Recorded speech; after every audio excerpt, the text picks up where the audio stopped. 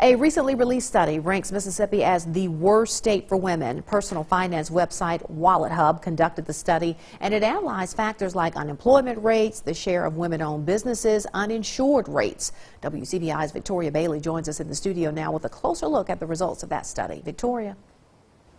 Yeah, Andrea, Wallet Hub analysts compared the 50 states and the District of Columbia with 19 areas that indicate living standards. And for Mississippi women, it's not looking too good. But I learned today there are a few fundamental things that can be done to help make some improvements.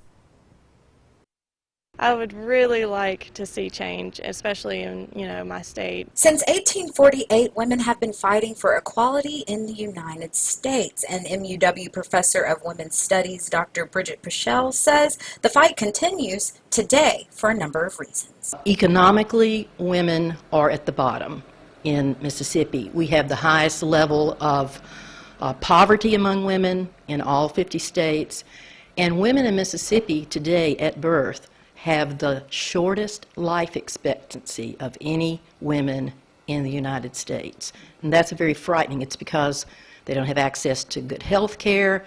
They often are paid less for the same jobs that they're working for.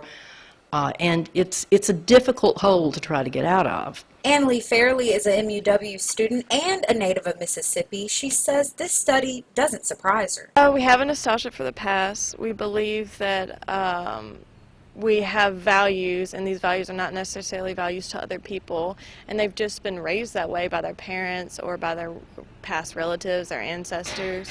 We hold on to the past a lot. And I believe that's why we are the last state to ever change. Mississippi ranks 50th in the category of women's economic and social well-being and 48th in women's health and safety. Pichelle says there is one fundamental change that will help right away. To get them a higher level of education.